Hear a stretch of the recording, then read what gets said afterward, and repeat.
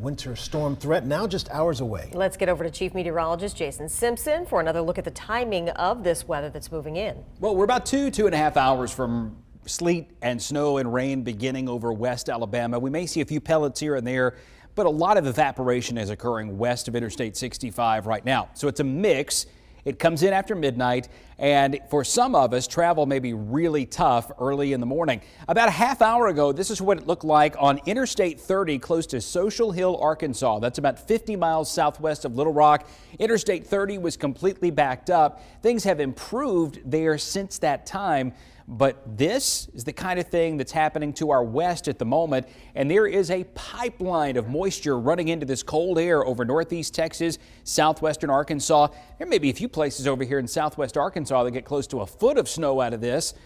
We will not get quite that much. The air here has had some time to moderate a little bit. We're in the mid to upper 30s right now, and a lot of this is not reaching the ground, but as it begins to, you will see some sleet pellets, a little rain mix in, and maybe a few snowflakes now and then too. Officially in Birmingham, 2,590 days without an inch of snow in a single day.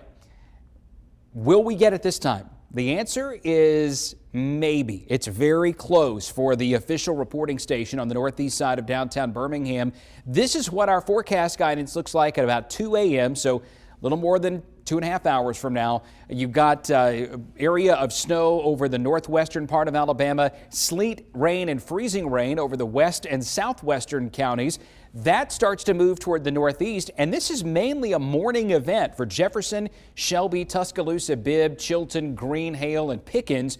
It will extend on past sunrise in Talladega County and Calhoun, Etowah, Cherokee, St. Clair, Blount, Coleman. In fact, for Coleman, Winston, Marion, Blount, Cherokee, Etowah, and northward, it's basically an all-day affair because we just get warm enough to maybe turn it over to a little bit of light rain.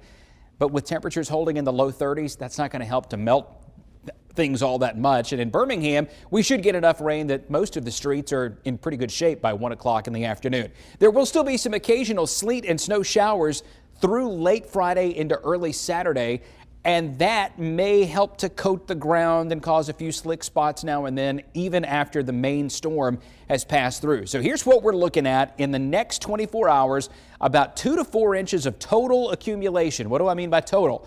Well, that's snow and sleet. So that would be heaviest in North Alabama, mainly north of Highway 278. There will be about an inch or two of a snow-sleet combo, Hamilton to Coleman, Aniana, Gadsden, Center. Higher amounts on Lookout and Sand Mountains, especially those higher peaks. Same thing for Brindley Mountain.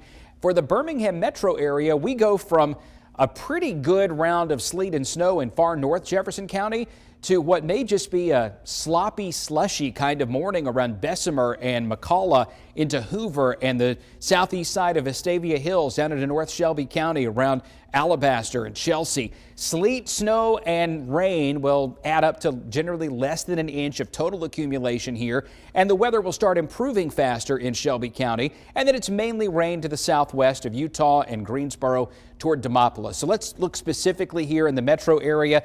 Greatest impact around Warrior over to Trafford and Palmerdale. Less of an impact, but still there may be some roads that are tough to navigate between 9 and noon, especially from Adamsville to Tarrant to Trussville. And then you get south of Hueytown, Bessemer, Greystone, Meadowbrook. It looks a little slushy now and then over Shelby County, but I think the weather will improve into the afternoon. It may not be that way through late tomorrow night, though, as temperatures fall back below freezing. Greatest impact to the north, least impact to the south when it comes to driving. Use caution wherever you go tomorrow because it is going to be one of those days where some places are icy and some places are not. In the morning, we'll be close to 30. In the afternoon, only around 34 to 35. It's an alert day because we could have hazardous travel all day at different times of the day, and some roads will be okay and others could be in really rough shape. We'll keep the lingering issues in place on Saturday. Keep that as an alert day. The high only 36. 42 on Sunday. It'll feel like a heat wave on Monday, getting up to 45, and then another pop of very cold air hits Tuesday, Wednesday. That'll push us down to 19 degrees on Tuesday morning, and then we warm up slightly toward the end of next week. But even beyond this winter storm, there is no chance we're warming up significantly, at least for the next 7 days.